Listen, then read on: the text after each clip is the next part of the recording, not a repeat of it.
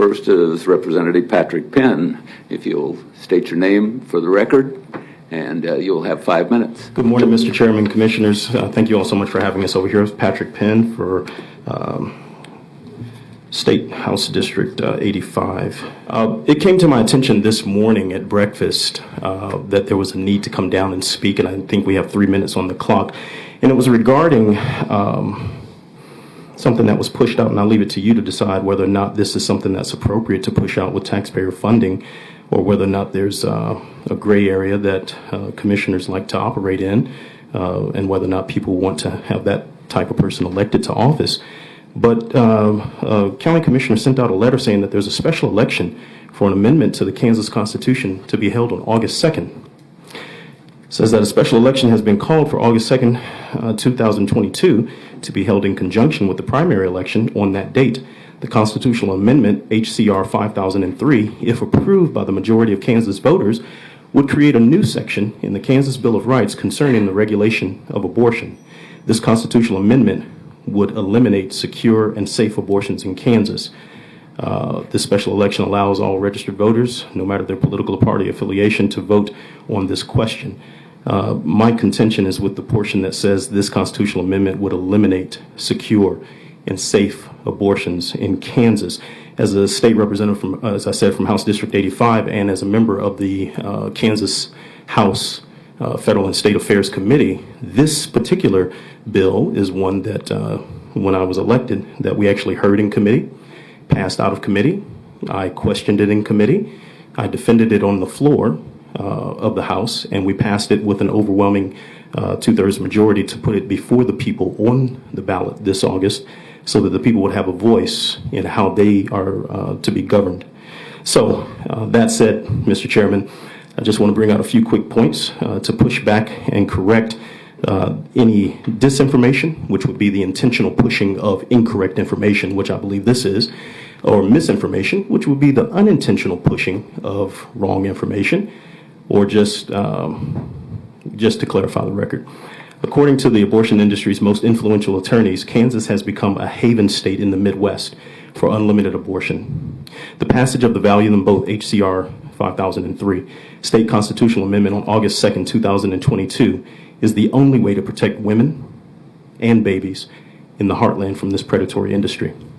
It began in 2019 with a decision by the Kansas Supreme Court, which somehow discovered a nearly unlimited right to abortion in the state's 1859 Constitution, and today even the most basic limits on abortion in the abortion industry are presumed to be unconstitutional because of this ruling by our Supreme Court in 2019. In essence, Kansas is now a new New York when it comes to abortion. The attorneys referenced above go on to explain that the national significance of the decision by stating that Kansas will become the destination state if abortion tourism, if federal laws protecting abortion are overturned or significantly limited or undercut in other states. We saw that happen with the Supreme Court just recently. So that's what we're up against. Seizing upon the new legal landscape, Kansas abortionists began filing lawsuits to block the state's bipartisan, broadly supported abortion limits, which were already on the books since we had Summer of Mercy back in the 90s. They already started chipping away at it. I believe there are 2 that have been overturned, both by the decision in Hodes-Nauser, as well as some things that have come forward since that point. Taxpayer-funded abortions up to the moment of birth. I'll say that again. Taxpayer-funded abortions up to the moment of birth are almost certain without the Value Them Both amendment. In 2020, Kansas' annual number of abortions climbed by a staggering 9.1% for a total of 7,542 lives lost. 52% of these abortions were performed on non-Kansas residents, and Kansas media qualified that influx as coming from Texas, Oklahoma, Arkansas, and Missouri. As a matter of fact, the latest KDHE report, Mr. Chairman, says that the abortion statistics in Kansas shows a 9% increase from 2020, which is during the height of the pandemic, while everything was shut down, our churches, our schools, businesses, 2/3 of businesses, at the behest of the governor and her staff. A 9% increase in abortions. Those remained open. in 2020, and an additional 4% in 2021, the second year of the pandemic. That's a total of 13% overall increase in abortions during 2019. If you'll allow me just a little piece of time here, Mr. Chairman, to clarify. Short answer.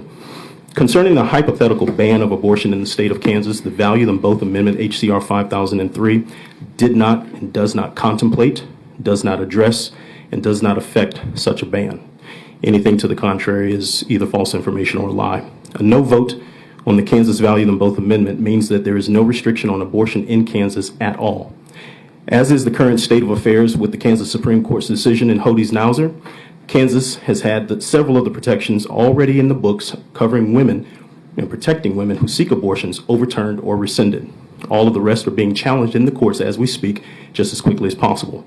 A no vote would leave Kansas, as it is currently, open to taxpayer-funded late-term partial birth abortions, D&C abortions, and abortions in which the child can feel pain during its dismemberment.